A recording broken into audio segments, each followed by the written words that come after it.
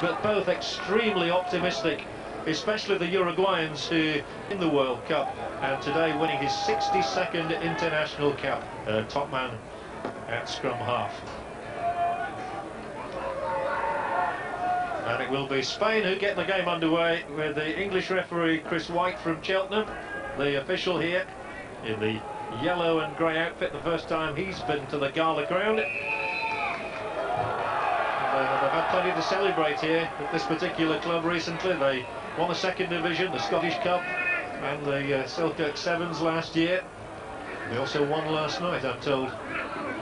They're currently top of the division. And the first penalty awarded by the referee, Chris White, and Scott Hastings alongside me. Very nervous moments, as we saw with the Welsh yesterday. It took them some time to settle. In many respects, this is the World Cup for both these teams, but the conditions here at Gala and Netherdale are absolutely superb, and I think we're looking forward to an open game. We know the Uruguayan strength is up front, but there's some exciting, talented players, but a missed kick there. That was a terrible kick, and it allowed Freshia, the full-back, to make a good 15 yards, and there's good clean ball here as well for Spain. Well, the wind might be troublesome today, but there is an excellent catch going back by Cardoso. Makes his mark. And the Uruguayans have been here for the best part of a week now. We all went shopping yesterday, interestingly enough. They've been staying in Peebles, and the fellas preferred to go shopping rather than train. They thought they'd done enough already. That's a better kick.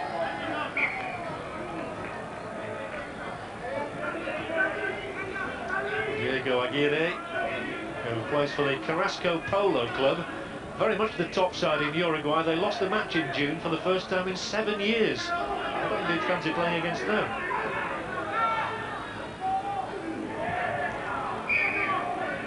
Well, the whistle will sound again there.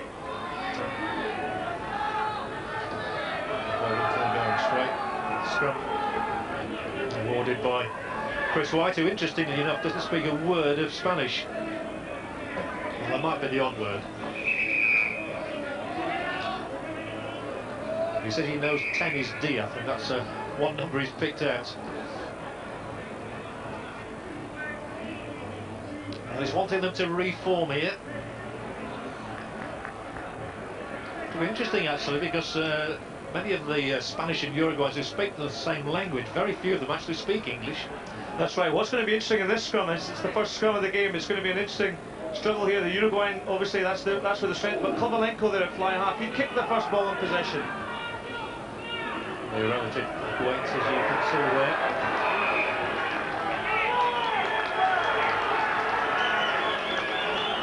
Well, that's what we're talking about, the Uruguayan strength there in the scrum. Obviously, they pull one against the head there, and it's the Uruguayan put-in.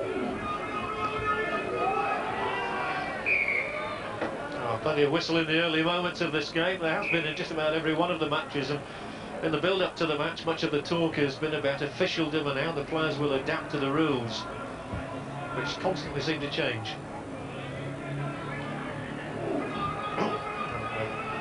I went in with a thump and a roar there. Chiara looking for the ball to come clean, but it never did do. It's a scrappy, untidy start to the game.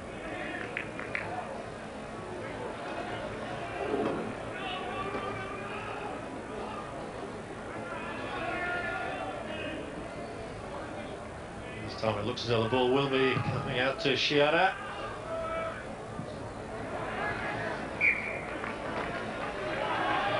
A basic mistake there from the Uruguayans, but this is the type of thing. There's a settling in period. We've seen two scrums collapse there. It's been a nervy start from both teams. They just obviously want to just gain that possession, create second and third phase and take it from there. Ball has to go in straight. The referee put the whistle to his lips and then didn't blow it. So it's afforded Spain the opportunity to make progress here through the giant flanker Jose Diaz. Back by Fise. The Uruguayans in particular have been working on their scrimmaging. Well pleased with the progress that his side has made. Daniel Herrera, the very young coach, he's just 37. And just trickles over the line with Pablo Costabile seeing it out. If anything, Spain have perhaps started slightly the brighter of the two. Alonso saved things there. They were actually under pressure. The Uruguayans showing good defence in numbers, but Alonso put a great kick there into the Uruguayan 22.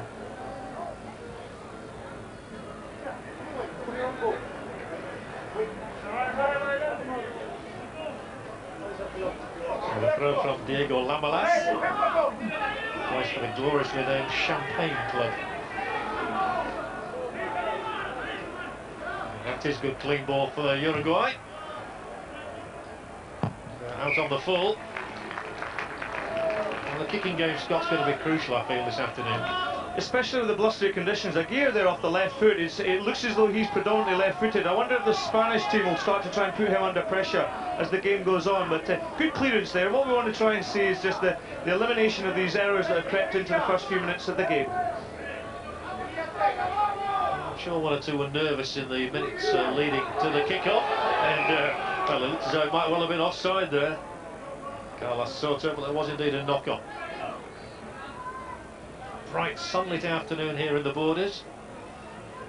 Beautiful conditions, actually. It's just the wind that's a problem. It is. The Spanish number 10, Cavalenco, he's noted for his kicking, and he actually might put Cardozo at fullback for the Uruguayans under a bit of pressure.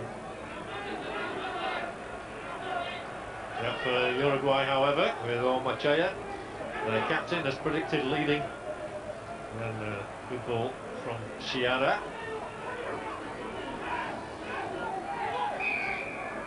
They do have a weight advantage, the Uruguayans, and they are fleet of foot at the back. But so far they're not being allowed to run it by some keen Spanish tackling. Interesting enough, Chris White, the referee, he's playing the preventative rules. He's obviously speaking to the players. He's obviously in English. I don't know how many of them are picking up his comments. Not more than a couple, but there is a universal language, I suppose. They do have great mutual respect for one another, these two sides, basically because they are all part-time players, with the odd exception. The kick through and the chase here, important to Cardozo. Well, he picked up all right, but he's harried and pushed back towards his own line, and the whistle will sound. And the referee's arm raised, Spanish advantage. And they're going to run it and take it quickly. Well, out of Spain, I would just go for the 3 points, you know, just to get the points on the board. Well, that's what you'd have thought, and in fact, yes. The old head, Malo, comes in and says to his goal kicker Kovalenko, come on, let's have the points on the board. Just for a moment, they thought of running it, didn't they? Yeah, they might be tempted to go for the 5-point try, but Kovalenko's a well-known goal kicker, so he's fine there. Interesting enough, actually, although Uruguay got back in that ball, they transgressed by going over the top and killing the ball. They didn't allow the Spaniards the opportunity to get the ball back, and Chris White quite rightly awarded Spain the penalty. So Andrei Kovalenko nudges Spain in front here at Galashiels. It was important to get the first points on the board, and Kovalenko, who was missing in that recent defeat by Uruguay due to injury, says he's back, he's fit, he's ready for the World Cup, and it's his stage, he reckons.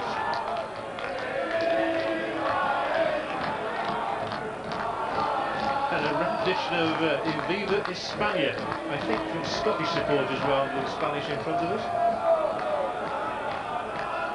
That was predictable.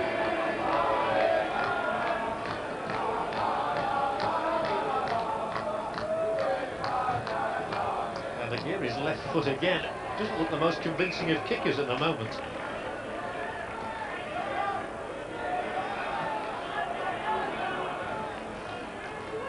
There's Aguirre. Carrasco, he's winning his 30th cap today. He's an experienced player. There's a good deal of experience in this Uruguayan side, and that was a good take by Panizza. First little skirmish that we've had inside the Spanish half. Lame was lending his muscle to the fray there. Kicked through by Chiara, who actually scored more than 100 points in the qualifying matches. Long kick. Take by Perez.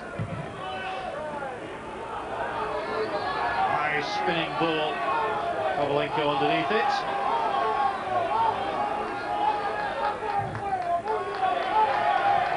This looks a good kick. It looks a very good kick. It's a perfect kick, in fact. Very enterprising indeed. And the Spanish starting as brightly as the weather. Interesting, another kick there from Alonso, just relieving the pressure, putting Uruguay under pressure, and that's his second good kick into the corner. Excellent play by Alonso. Alonso has come to the fore in recent weeks, actually, keeping out a couple of far more experienced men. Mr. Bria on the bench.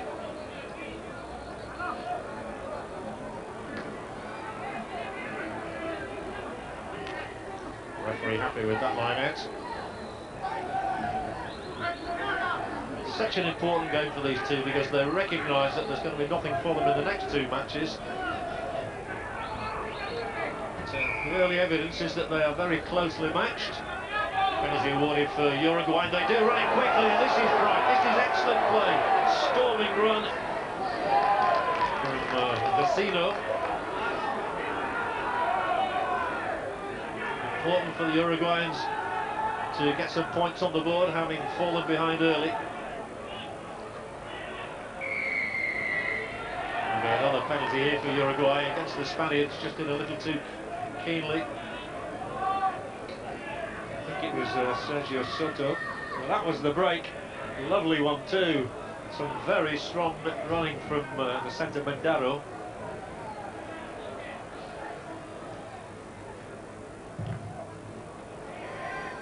Well, he's finding his range now. Here we go, Aguirre. Had a birthday last week, he was 25. Been a regular since his debut 2 seasons ago. I think this is the furthest upfield the Uruguayans have come so far. And they've got to put in at the line out here. Well, that's a good take. The man up high was Mario Lame. Possession kept by Juan Bajo. One of the few who doesn't play for the Carrasco Polo Club. Woof, spinning around there was Jose Miguel Villao.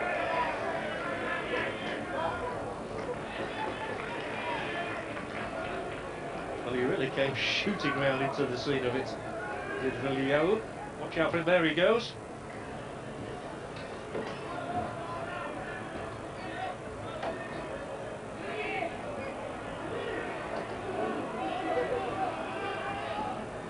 He seems to have pretty good control of it, despite his lack of Spanish. That's a good push by the Uruguayan pack, controlling the football. Well, we've talked about it already. We've seen this Uruguayan number 8. They obviously are strong, and especially off the line out there, they did a lot of rolling mauls, but obviously their strength is in the scrum there, and they'll be looking to dominate throughout the whole game. Well, he's played international rugby for more than half his life. He made his debut back in 1979. 62 test matches. And still loving his rugby as much as ever. What a time to savour a big occasion like this one. At the age of 40. Same again, the referee's instruction is to the two packs here.